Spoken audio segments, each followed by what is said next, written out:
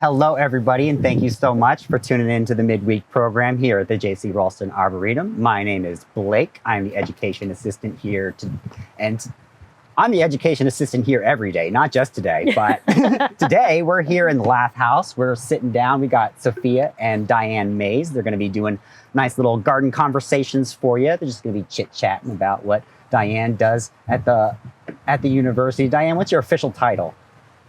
Well, I made up my official title because the old one wasn't really descriptive. Okay. So I have made up my title is Teaching Support Specialist. Okay. Yeah. Wonderful. So we've got Diane Mays here, the teaching support specialist from the conservatory at NC State, to have a nice little conversation with Sophia. With the announcements out of the way, I think we can go ahead and get started with our garden conversation. So thank you so much for being here with us, Diane. Thank you so much, Sophia, for leading this conversation. So let's get started. Your introduction. Oh, yeah. As Blake said, I'm here with Diane Mays. If you can tell us a little bit about what you do. I know you said we talked about your title a little bit. Yeah. But what... Because I know you as the person who takes care of the conservatory on campus and is just generally magical. Yeah, thank you.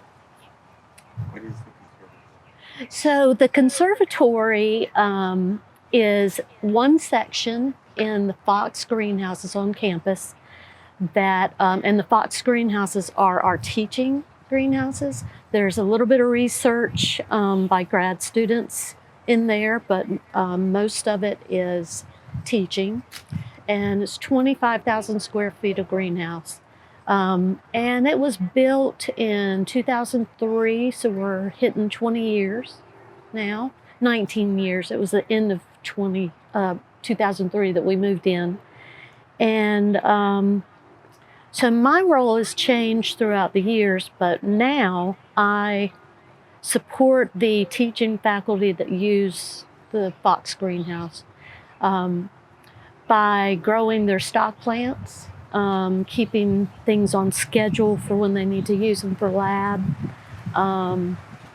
helping out with setting up labs and ordering supplies, and then generally curating both the horticulture collection and the plant biology collection. And then we have also interns throughout the year. So, you know, lots of different things juggling going on. I love my job.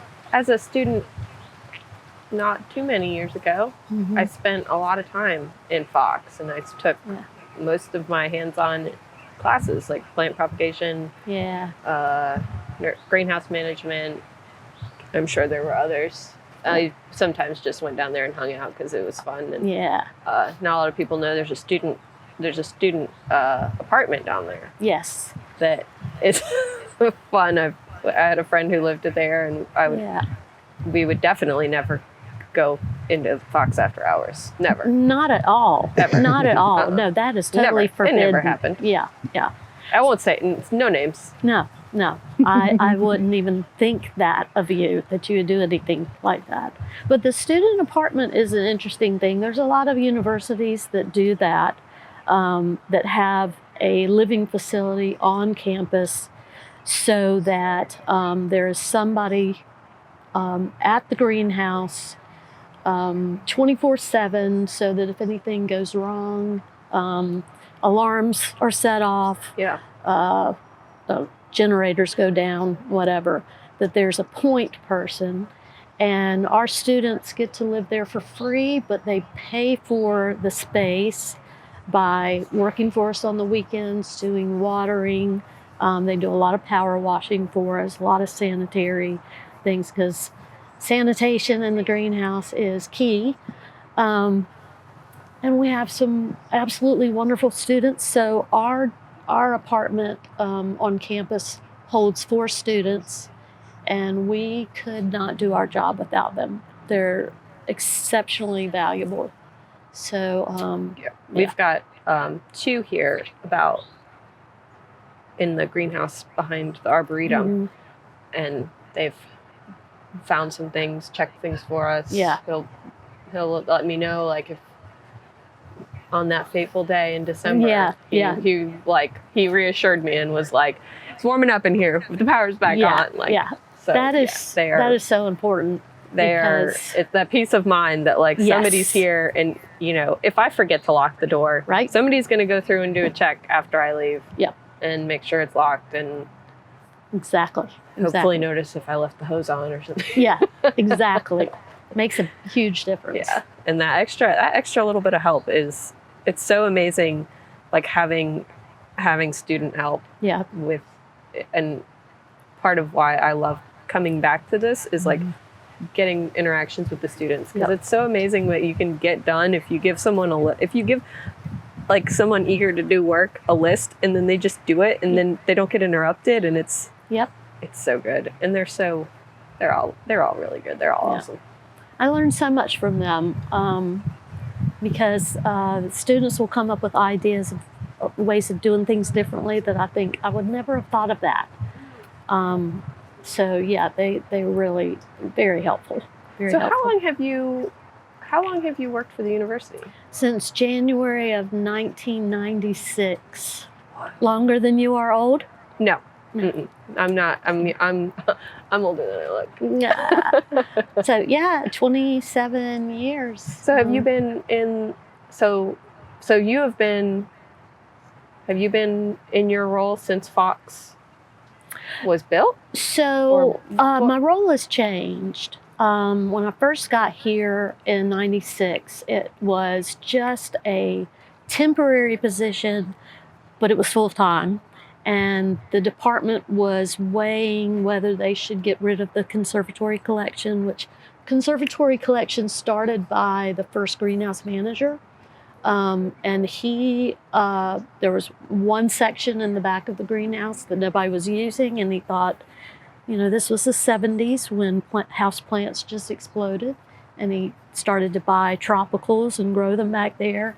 And at that time, our plant ID class had 5 lists, or about 5 weeks of houseplants that they went over. So they learned the scientific name, the cultural aspect, talked a little bit about design. And so it became something, started out as a little hobby and something new to introduce to the greenhouse, and ended up becoming part of the educational syllabus of Plant ID. So I started out doing that, and then about a year and a half in, they reinstated the greenhouse, the assistant greenhouse manager. And I got that job and did that until 2000. And then we got a new professor in, John Dole, and he was doing research with poinsettias and cut flowers. And so my role switched over to half-time in the conservatory, half-time helping him, and I helped him with some of his classes because he taught greenhouse management and floriculture. And I was in that role until 2014, and within that time we moved from the old greenhouses, which were very quaint. I think the first section of it was built in like 1958, and then another section in 1963. So everything was hand crank. Where was that? That was where that big grass field is between the back of Kilgore. And so right when you get across that road, behind that little road behind Kilgore, the head house started right there. And went to the sidewalk right in front of Fox. Yeah. Okay. So when we moved the conservatory, it was way back right in front of Fox. We busted out the pads, the cooling pads, and we just handed the plants out on the carts. And it happened to be a December day when, 2 weeks before, I was like, oh my gosh, this is going to be terrible. Moving these tropical plants. It's going to be 26 degrees and windy. Yep. And it actually was 63 degrees that day. So it turned out to be perfect. Yeah, I love it when stuff works out like that. Like the giveaway last year when we had a hurricane, everyone's like, if there's a hurricane, like you guys are crazy for canceling. And that morning we had a few light sprinkles and some wind. Nice. And that was it. Nice. Yeah. Nature's good. It just knows. They just know. Yeah. The nature knows about plants. Yep. It knows what's up. Yeah. So you said you started in January of '96. So did you have the chance to work with J.C. Ralston at all? I took his nursery management class. Okay. I went on the best field trip I ever went on when I took public gardens under him. And it was amazing. It was amazing. We went to several different botanical gardens, and we went to UGA, and it was fabulous. And so I knew him for many years because I went to school for a part-time for a long time, and then took off some time. So I've been here for quite a while. So yeah, I came back in '93, I think, as an older student, and then finished up in '95. Okay. Yeah. So wow. Yeah, I was like, I finished. Yeah. Thank the Lord. Yeah. So it was a long road, but I made it. Yeah, I mean that's all that matters. Yeah. Get to the end. Yeah.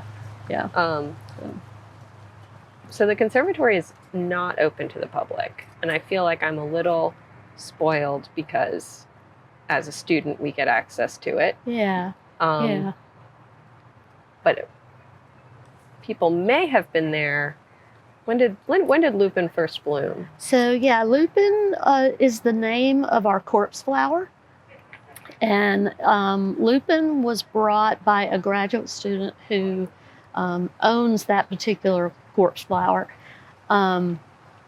and he brought it when he came down for grad school, and we've grown it in the conservatory for 8 years, maybe. Okay. But the first time it bloomed was in our conservatory, which made me feel really good. And that was in 2016. Lupin was a little bit older than a lot of the corpse flower plants because the underground structure is called a corm. And for the most part, the corm has to be 30 pounds and 7 to 10 years old before it has enough energy stored in order to flower. But I think lupin was like 13 years old or so when it first bloomed. But that is a tribute to Brandon Huber, who is the student that owns it.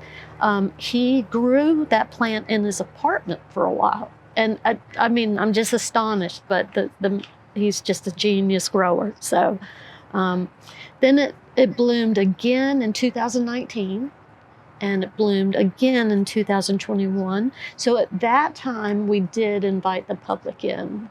We had news crews in. We had a lot of people, journalists that came from magazines. Had a live stream. We had a live stream. I remember checking on the live stream and being like, I know who that is. Yeah, that's exciting.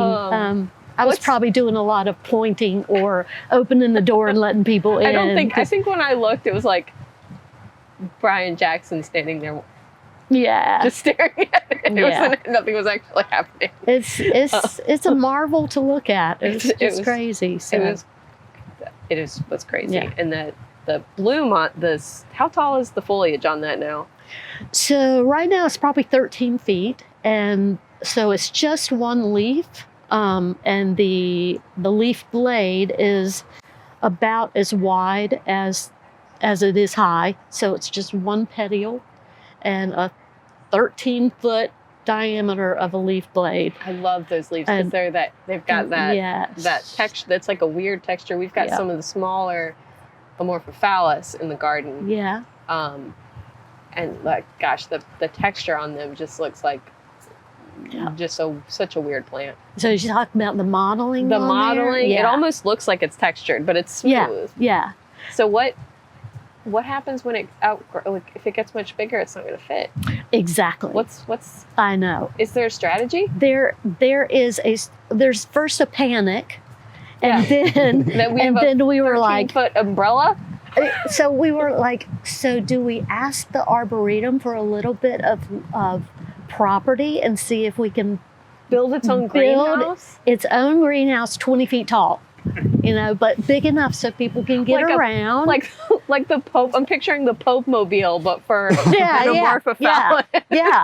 So yeah, we're kind of getting in trouble. We'll just put like an extension on our greenhouse and just have like a dome over it. I like it. What could go wrong? I like it. Yeah, nothing at all. Mark's gonna be like, you're not allowed to talk to anybody again. we're not doing a Pope mobile. So we Brandon for I think the 2019 bloom ended up, because it was growing so fast and it was going to go into the shade that we shade the plants in the conservatory with. He put some lights on it in order to shorten it, to make sure it'd be a little bit shorter, but that didn't help because it went straight into the shade, and because it was so hot in there and because it was butt up against that shade, it ended up burning. Okay. The leaf got leaf scorch and it burned. It died quickly. And then the next time it bloomed, it was much shorter than I am, which is very hard to be. It was like 4'6", and I felt so tall. But we think what happened was because the foliage had burnt. Yeah. It didn't have enough time to store up that energy. Right. That it gave all that it could, and 4'6" was all it could do. That makes sense. Yeah. So what? So you said it bloomed in 19 and 21. Yes. How long does it normally take between them? Between blooms? So it can it depends. So there was 3 years. That's my favorite plant slogan. It depends. So many things that it depends on. So it's 3 years from the first bloom to the second, and then it was just 2 years between the second and the third. Between the second and the third bloom, after the leaf had gone dormant and fallen off, we dug up the corm, we weighed it, and it was 119.8 pounds or something like that. And our scale went up to 120. So we were like, and I told Brandon the next time, if it's more than that, you're going to have to take it over to the gym and weigh it on the scales over there. But yeah, so it just depends. Usually on average it's anywhere from 3 to 5 years between blooms. You're just keeping it too happy. Stop watering it. I'd like to think so. Yeah. Brandon has done a lot of the growing himself. Before he finished his PhD, he was mainly taking care of it. And I was okay because that was his baby. And I thought, if I kill this thing, that's going to be bad. Yeah. But since he finished his PhD, we've been taking care of it. And so far, so good. And we're hoping after this leaf goes dormant, the corm will, when this leaf dies back, the corm will go dormant for anywhere from 2 to 4 months, and more than likely there will be another bloom. So, That's crazy. Yeah. So the leaf lasts 2 years? The leaf, it could last anywhere from 1 to 2 years. That's crazy. Yeah. A single leaf. So I know when we talk to people and they're like, this just doesn't look good. And it's just like, what's wrong with my plant? And I'm like, well, that leaf's been there for 2 years. Yeah. That's fine. It's Yeah. gonna look good. Yeah. So I've recently learned that modeling on the petiole, it's mimicry. The plant has just evolved in that it's mimicking lichens. So the herbivores Thinks it's dead. thinks it's a woody plant and says, I can't even I'm I'm not not- even going to do this. I'm But not it's a even going to very- reach up to the 13 feet tall to chew that off. Right. It's and actually that petiole is very pithy, and it's hollow to a degree, and so animal could certainly chew Yeah. right through that, Yeah. but they see those lichens and they move right on. So. Is the corum edible? The corm edible? I don't think so. I know my brother works in Seattle at Amazon, and he gets to go into the spheres, and he sent me, I think maybe it was an amorphophallus. Yeah. Maybe. Yeah. But that one he looked up and he was like, this is like a potato. Yeah. They actually sent us some corms. So we have one from them growing, and then we also have another amorphophallus titatum that OSU gave us. So, and that one is growing really well. It was probably 6 years old when we got it, and it is in leaf right now. And we think that it's old enough and the corm is big enough that after this leaf dies down, it may have the next structure may be its first flower, but we'll see. And typically, those who grow amorphophallus titanums will name their plant, and we stuck with the wolf theme of NCSU and named it Wolfgang. So hopefully Wolfgang will give us a flower here soon, but we'll see. Nice. That'll Yeah. be exciting. Yeah. Maybe we'll get to, maybe the public will get to look in again, maybe. Yeah. Maybe. Yeah. So what else is in the collection? What else? I know I know there are some awesome begonias that I love. Our begonia collection has really taken off, and a lot of that has to do with two particular people. One is Liz Meyer, who is our propagation expert, and she teaches propagation, and she is awesome, and she loves begonias, and she will go to conferences or with the competition team, and she will always bring back a begonia. And I'm like, okay, we'll take it. I will not turn away a begonia. A different begonia. So, Some yeah. of them are wild, and the leaf, the way they reproduce. We have some in the nursery here, and the way that they'll make like a ball, like the stems got. I have a flat that got dry, and so the leaves all went like. But that's a technical term. Yeah, I knew it. But that point in the middle, and like that's just going to shoot up a bunch of plants. It's They're ridiculous. awesome. Yeah.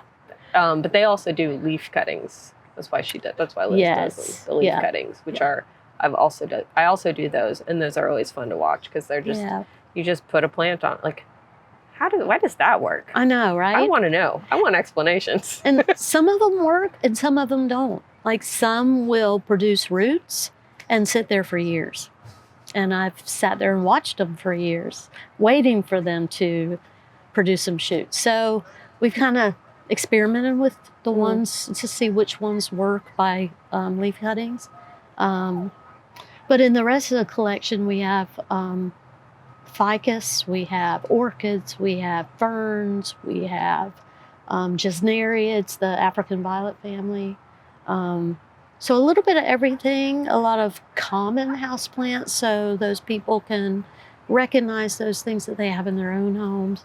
And then we try to diversify and get different plant families in there so that the different departments, plus our department, can talk about leaf arrangement, morphology, anatomy, diversity, and even sometimes anatomy or plant pathology will come in there and look for some insects and some diseases. And we like to say we don't have any, but it's all for educational purposes, right? Yep. Right. So, yeah. That's my favorite. One of my favorite things to do when I go to a garden is to find the weeds, find the trash pile too. There's always one. There's always like the pile of junk in the back behind the wall. I found it at Q. Oh, really? I found Q's trash pile. Okay. Yep. They have one too. Yeah. We've all got them. We all have weeds. Yeah. Doesn't I try to keep mine small in our greenhouse, but it doesn't always It doesn't always work. so hard. We have oxalis that we brought from the old greenhouse, and yeah, that was 27 years ago. Yeah. And we still have it, and we will probably never get rid of it, but boy, do we try. And the interns, that's one of the many things that they do. The bittercress. Bittercress? Yes, we've got that too. Yeah, fun. Yep. I feel like whenever we get we're just trading weeds around. Whenever we get plants. Yeah. Well, I figured out a way we could use them for good purposes. Is in the plant biology, they sometimes want to know of a species that has projectile dispersal of seeds. I'm like, oh boy, do we have them. When I learned about that with the bittercress, I thought it's so much fun. Yeah. I have gone home with many sticky oxalis seeds on my shirt, and now they're in my yard. But we're just spreading the love, I guess. And they're edible. They've got like that little bitter. Oh, that's just wrong. Oh, but the oxalis. Yeah. I'm talking about oxalis. Yeah, I think the bittercress is too. Yeah, I don't even want to give them that much attention. You know? But if you eat them, then you don't even have then you don't even need a bucket. It would. Just work through the day. It would be the ultimate insult to just say, okay, I'm just going to eat you. Right? Yeah. So, yeah. Well, I asked you to bring some plants that you thought were cool, and you did not disappoint. I brought, this is Hydnophytum papuanum, and this is so cool because it has got a caudex. And a caudex is just a water storage structure. You may know the ponytail palm, which is a very popular caudiciform plant, house plant. And this one is very popular now on a lot of the specialty websites, specialty house plants. It is called an ant plant. And I find ant plants fascinating, and they're literally plants that have a symbiotic relationship with ants, not ants that are here, so you don't have to worry about that, and you probably don't want to put them in your kitchen and hope that the ants in your kitchen will inhabit this thing. But so there's different things. The symbiotic relationship could be simply that the plant, which in the caudex will get holes, and the ants will inhabit those holes. There's little crevices and tunnels in there. And the benefit for the plant is either depending on the species of plant and depending on the species of ants, they will either protect the plant when it's being eaten by herbivores, or they will fertilize the plant when they poop and when they die. And the plant offers protection and housing. So do ants ever pollinate them? Do you know? On this one, I don't think so. There are like the heartvine, like the carapaceae, ants will pollinate those. But I'm not sure about this. I think the symbiotic relationships are so cool. I was amazed one day when I saw when I was working in landscaping, and we had Pyracantha espaliers on walls, and I hated them. They were the worst because they stabbed you constantly. Yes. Yeah. But I was pruning dead out of one, and I kept seeing yellow jackets, which I don't like. It freaked me out. But there were aphids in the Pyracantha, and the yellow jackets were feeding off the aphids. I'd never seen that before. I've seen the ants and the aphids work together. I've never seen yellow jackets tending the aphids. It was interesting. Yeah. I didn't like it. So I had yellow jackets and Pyracantha. And I was just like, well, I'll come back another day. Yeah. Well, this is a job for another day. Yeah. Yeah. So the other thing we have is another popular plant right now, and it is pink Congo philodendron.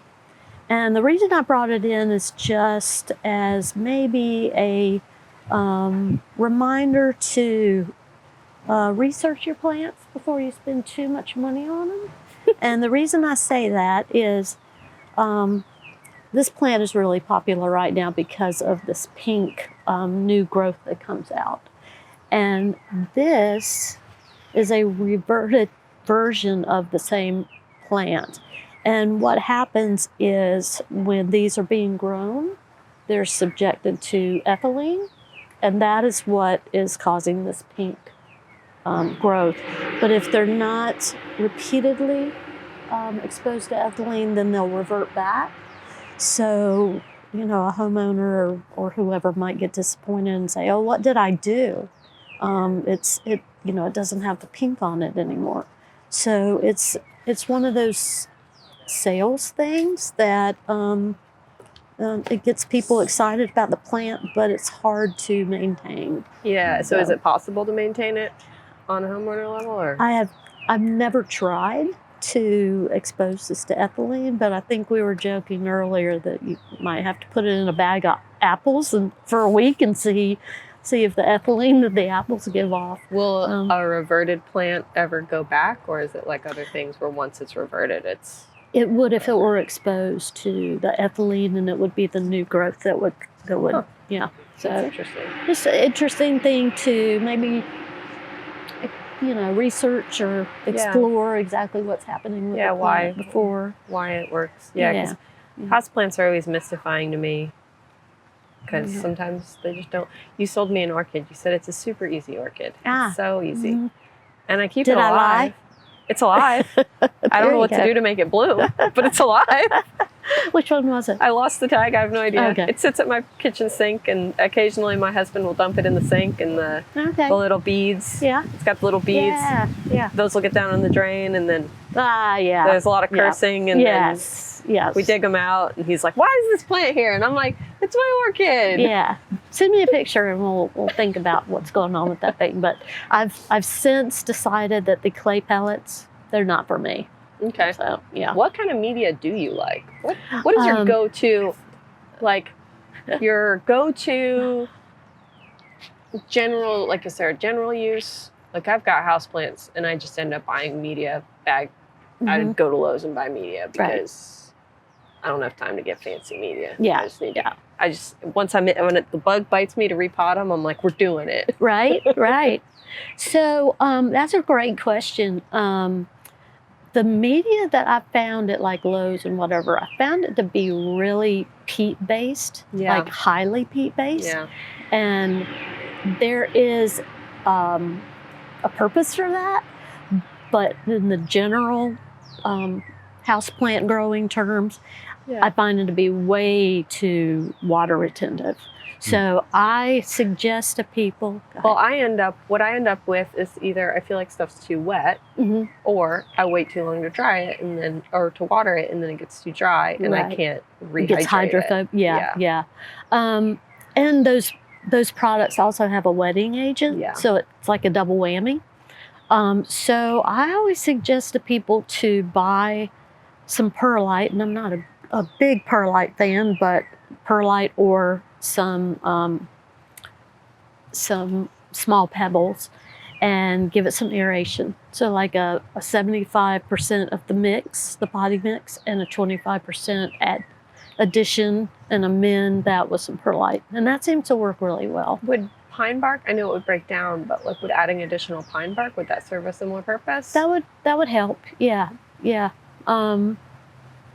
But yeah, it will break down. Yeah. So depending on what your environment is and everything. Yeah. Right. So, yeah. The other plant I brought is this clivia, which is one of my favorite plants, and it's one of my favorite plants for several reasons. It's got a spectacular flower stalk. It's in the amaryllis family, and it just has a really nice inflorescence. But one thing that's great about it, and I don't know if you can see, but it is potted in orchid bark. So this fir bark. And it's purposefully because it does not like to get wet, so you can let it dry out a little bit. So one of those plants that you can kind of forget about a little bit. It is low light. It loves low light. And that is usually a really, really popular thing for homes that have a lot of low light. And then it blooms in the wintertime. So, I mean, triple threat right there. And anywhere from November to February. And ours have bloomed in the greenhouse in May before, but it's just a spectacular plant. I'm kind of surprised it's not more popular than it is. The cultivar, is there something special about the cultivar? Yes, so the straight species Clivia miniata is an orange flower. And for a while there, it was really, the breeding on these cultivars took a really long time. And so the cultivars were very expensive. They've come down in price.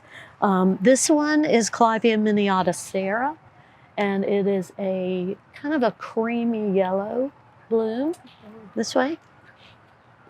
And so, yeah, they've developed cultivars that are either peach colored, a deeper orange than the regular species, a little bit of red, some corals, some yellows, and Longwood Gardens has a big Clivia breeding program, or had.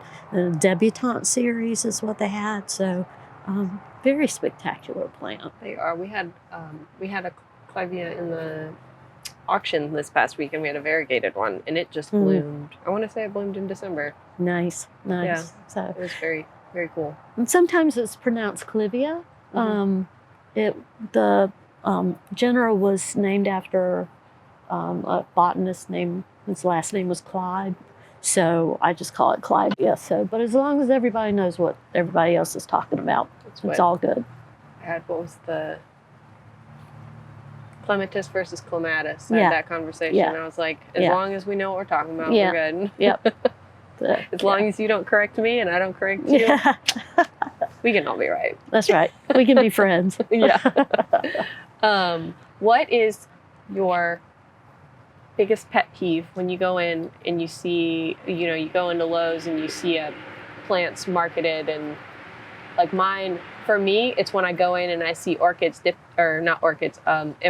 dipped in wax, because, there's amaryllis dipped in wax, which you're just slowly killing that plant. Yeah. And then there are succulents that get spray painted. Yes. Poinsettias that have been spray painted, the bracts of the flowers have been spray painted, or they have glitter that have been sprayed on them, or the Norfolk Island pine, for the holiday season, they spray glitter on those. I think one of my biggest pet peeves, though, is coleus being sold for astronomical prices when it's so easy to root. Easy, yes. And I just want to like grow some coleus out and say, here, please, have it for free. It is so easy, and it's such a great plant. Is there a plant that you see, like that you see that's grown a lot and distributed, but you're like, that's just gonna die? People take it home. There's a few, yeah. So, well, put me on the spot here. Let's see. So probably any that require high humidity. This really, it's not impossible to generate high humidity in the house, but there are, some people just don't want to go to that extra trouble. So those high humidities, the prayer plant family, you need some good high humidity. If you're a plant geek like we are, we're like, sign me up, I'm going to go to Amazon and I'm going to get me a humidifier, so I have no problem with that. Yeah. But sometimes those plants that need some extra humidity, unless you want to start a terrarium, then they can be a little challenging. Yeah. So.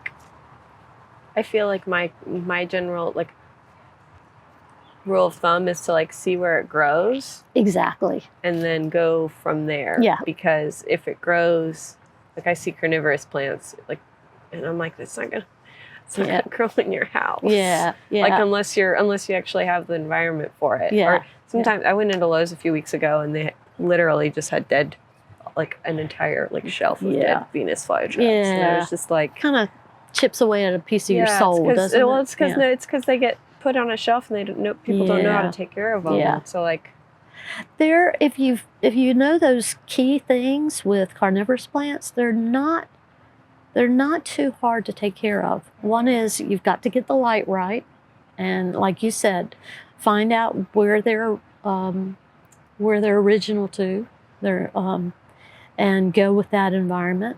A key thing that people always ask is, my Venus flytrap has died. What did I do wrong? They cannot handle the minerals that are in our tap water. So you can get some distilled or some DI water and only use that for hydration. And you will need to fertilize it every once in a while, but you use a dilute fertilizer because it in the home it's not getting those insects that it normally gets its nutrition from. And then you've got did I say light already? We've frozen, it would seem. So also that was my alarm to remind me to wrap up. Oh, gotcha. For my regular work day. Mhm. So Oh, there you go. There you go. Hold on a second. It looks like we've lost connection, oh no. and I don't know how or why. But Well, I've enjoyed talking to you anyway. That's the point. So, okay, you can hear me now. So it looks like our video froze, which is interesting. I would really like to get the camera back.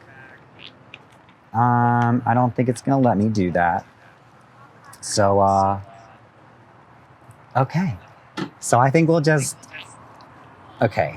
But theoretically, y'all can see me on Zoom. So, okay, well, we'll just sign off here then. So thank you so much, Diane, for joining us for this Enjoyed conversation. We're very grateful to have you on our program. Thank you, Sophia, for doing this for us. Do we have any questions if we have audio? We do, but it's audio. It's only picking up from this. The audio's a little, it won't pick up on the microphones. So it's just, I think it will be are best. we on that? We're on that. We're on this. So we can just huddle around the computer. Or we can end it for the day. Okay. They could send the questions. And you would answer them all phone. We could do that. Okay. We could do So that. Yeah. thank you works. everybody for joining us today. We will be back next week at 3:00. We're going to be doing March gardening tasks with Sophia and Tim. So that should be a lot of fun. So I hope you all will join us for that, and hopefully our Wi-Fi won't die in the middle of this. So thanks for joining us. We'll see y'all next time. Take care.